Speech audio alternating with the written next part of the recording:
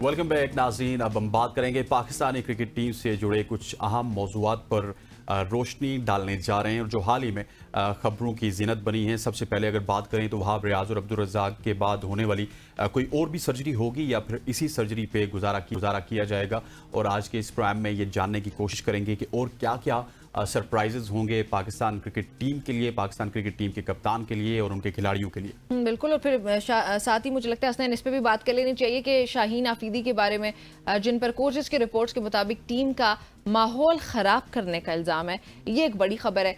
फिर इस मामले की हकीकत क्या ये भी जान लेते हैं और साथ ही उसके पीछे वजूहात क्या हो सकती हैं जो शाहीन आफरीदी की तरफ तोप का रुख हो गया। फिर बात करते हैं बाबर आजम के मुस्तकबिल के बारे में कि क्या वो चैंपियंस ट्रॉफी तक कप्तान बरकरार रहेंगे या कोई तब्दीली मुमकिन है। ये सारे सवालात हैं। जी हाँ, सलीम साहब हमें ज्वाइन करें। राइट जी हाँ, सीनियर स्पोर्ट्स जर्नलिस्ट सलीम खालिक साहब हमारे साथ मौजूद हैं। सलीम भाई, आपको खुशामदीद, thank you very much for joining us. सबसे पहले तो ये बताइएगा कि ये रिपोर्ट्स कहाँ से लीक हो रही हैं, कौन इनको लीक कर रहा है। और रिपोर्ट्स लीक होने में तो हमें सिर्फ एक ही किरदार नजर आता है जो कि शाहीन शाह अफरीदी है। क्या 11 की 11 में सिर्फ शाहीन शाह अफरीदी पे ही इल्ज़ाम लगाना बेहतर होगा या कुछ और भी मोरे हैं जिनको हमें ढूंढना पड़ेगा? देखिए, रिपोर्ट्स तो एक एक अच्छा रिपोर्टर है, एक अच्छा सहाफ़ी है, उसकी क्वालिटी यही होती है कि जो इस तरह की खुफिया रिपोर्ट्स हों या ऐसी चीज़ें हों, निकाल के सामने लेकर आए। क्योंकि मैं खुद ये काम करता हूँ, आप भी ये काम करते होंगे, तो रिपोर्ट्स अगर लीक हो रही है तो हम इस पे कुछ कह नहीं सकते, क्योंकि हम करें तो अच्छा, दूसरा करे तो बुरा। ये कानून ठीक नहीं है। तो ये क्रेडिट देना चाहिए जिन्होंने रिपोर्ट्स निकाली हैं बाहर और जो चीज़ें लेकर आए हैं, और क्रेडिबल जर्नलिस्ट हैं जो भी हैं, वो कर रहे हैं जो काम ये।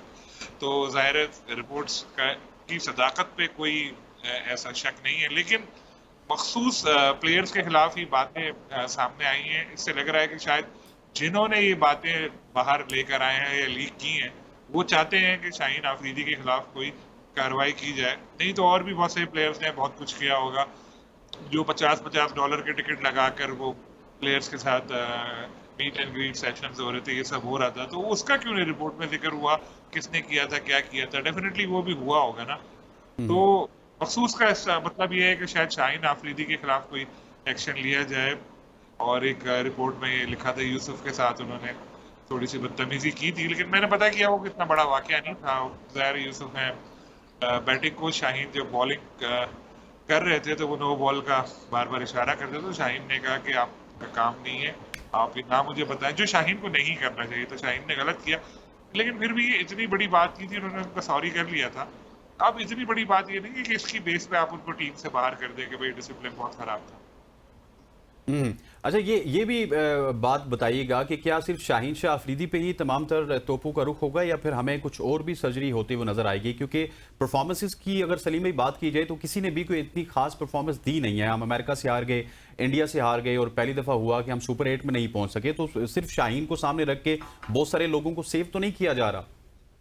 देखिए, बात ऐसी कुछ लगती है क्योंकि देखिए, जब हम हारे यूएसए के खिलाफ मैच में, ना आखिरी ओवर में शाहीन ने किया था जो टाई हुआ, ना शाहीन ने फिर सुपर ओवर किया जो हम हार गए।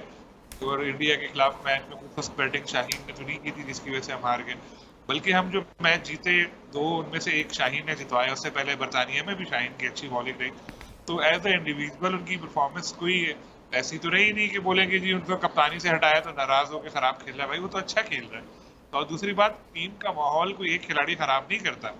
जाहिर है उसके इर्द गिर्द 4-5 और लोग हों जो सब मिलके अंडर परफॉर्म करें या कुछ और करें, तो आप कह सकते हैं कि टीम का माहौल खराब करें।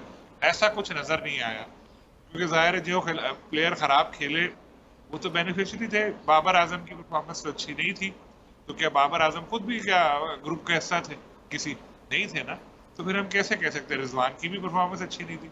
तो असल में तो परफॉर्मेंस किसी प्लेयर की अच्छी थी नहीं, तो एक ही खिलाड़ी पे मलबा गिराना ये बिल्कुल भी दुरुस्त नहीं होगा। और पीसीबी को बड़ा सोच समझ कर फैसला करना चाहिए। देखना चाहिए कि हारने की असल वजूहत क्या थी, उनको तलाश करें और उनको फिर हल करें मसाइल को, बजाय कि एक सॉफ्ट टारगेट ढूंढ के इसको कह दें कि भाई क्योंकि इसको कप्तानी से हटाया था इसलिए इसकी इसने ग्रुपिंग की, इसके अब इसको बाहर कर रहे हैं। ठीक अच्छा है। सलीम साहब, एक और सवाल जो है वो ये कि चैंपियंस ट्रॉफी की मेजबानी पाकिस्तान को मिली। बड़ा कम होता है कि पाकिस्तान को मेजबानी मिले। 1996 के बाद 2009 में आई गेस ये मिली थी, उसके बाद फिर अब जाके 2024 में हमारे पास मेजबानी है, 2025 टू बी एग्जैक्ट, सॉरी।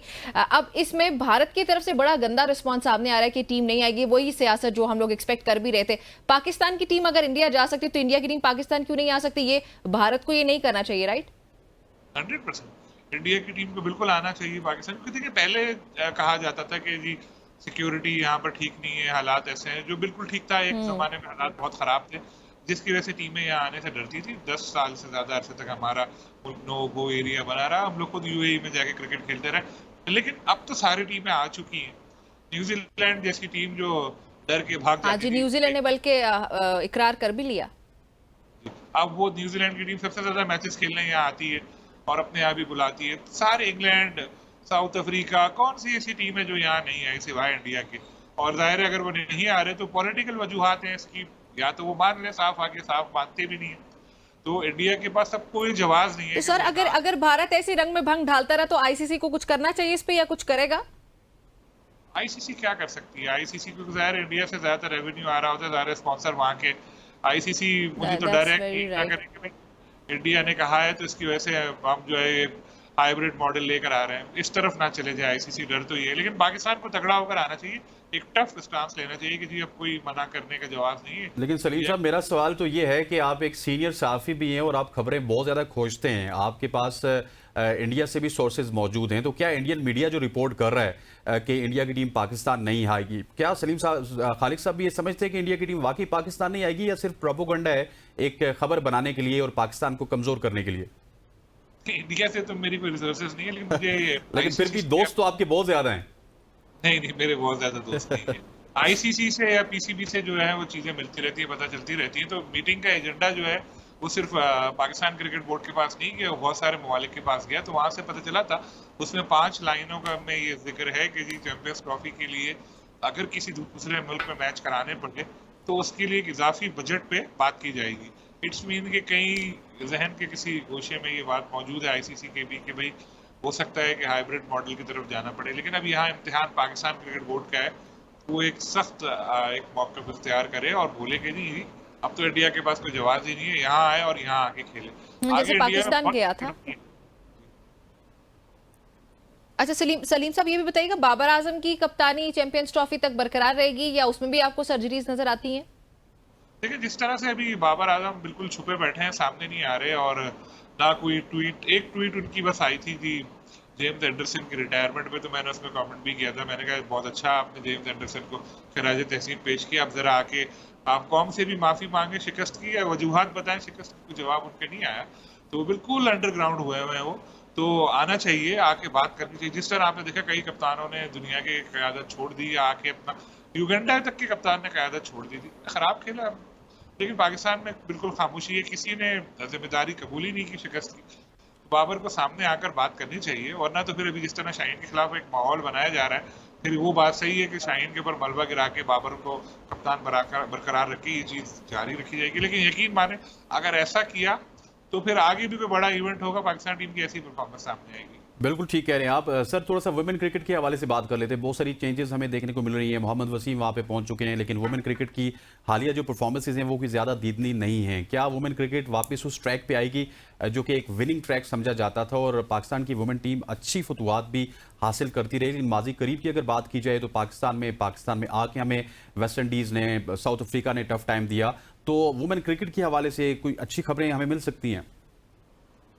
बिल्कुल मिल सकती हैं। पहले भी पाकिस्तान ने अच्छा परफॉर्म किया है और एशिया कप में भी इंडिया के खिलाफ जीते भी थे, तो दोबारा भी जीत सकते हैं। कंसिस्टेंसी नहीं है वुमेन टीम की परफॉर्मेंस में, वो तो हमारी जो मेंस टीम है उसकी परफॉर्मेंस में भी नहीं है, तो वो कोई ऐसी बात नहीं है। टीम बेहतर है और मोहम्मद वसीम अच्छे कोच हैं, उनके आने से हो सकता है कोई फर्क पड़े और टीम फतवात की राह पर गामजन हो जाए। श्रीलंका में मैचेस होने हैं, कंडीशन इतनी ज़्यादा कोई पाकिस्तान के लिए मुश्किल भी नहीं है, तो होपफुली टीम अच्छा परफॉर्म करेगी। अच्छा सर, छोटा सा सवाल आखिर में, ये आउट ऑफ सिलेबस है क्योंकि पहले हम बाबर का सवाल कर चुके हैं। क्या सलीम खालिद साहब बाबर आजम को चैंपियंस ट्रॉफी 2025 तक पाकिस्तान टीम का कप्तान देख रहे हैं? मेरे देखने से कुछ नहीं होता, बोर्ड क्या देखता है खबरें सर, खबरें। अगर आप मुझसे राय मांगे तो मैं जी, ये जी। कह सकता हूँ कि बाबर को कप्तानी छोड़ के अपने बैटिंग पर तवज्जो देनी चाहिए, जिस तरह कोहली वगैरह ने किया था और उसके बाद कहाँ से कहाँ पहुंच गए।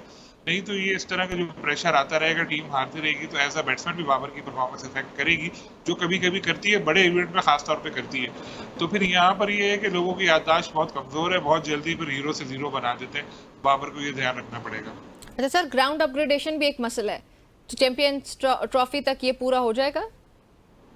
बिल्कुल हो जाएगा, क्योंकि जिस तरह से काम हो रहा है कज़ाफ़ी स्टेडियम में, दिन रात काम हो रहा है, फिर बाकी स्टेडियम में भी शुरू होगा। और मोहसिन नकवी साहब की ये स्पेशलिटी है कि इस तरह के जो प्रोजेक्ट्स हैं जो, तो उसमें वो करवा देते हैं, तो होपफुली हो जाएगा बिल्कुल। चलिए थैंक ठीक है, यू कुछ वेरी तो मच हो सलीम जाएगा। बहुत साहब, शुक्रिया थैंक यू। सलीम साहब आपका हमें ज्वाइन करने के लिए। नाज़रीन, गुफ्तगू आपने सुनी है क्रिकेट से मुतालिक। चैंपियंस ट्रॉफी होने जा रही है, इस पर जो मुझे सबसे इंपॉर्टेंट बात आज की लगी कि भारत को में भंग नहीं डालना चाहिए, और जिस तरह पाकिस्तान की क्रिकेट टीम अगर भारत जा सकती है तो भारत को भी पाकिस्तान आना चाहिए और खेल को खेल ही रहने देना चाहिए। इस पर सियासत एटलीस्ट नहीं होनी चाहिए। एक ब्रेक शामिल करते हैं।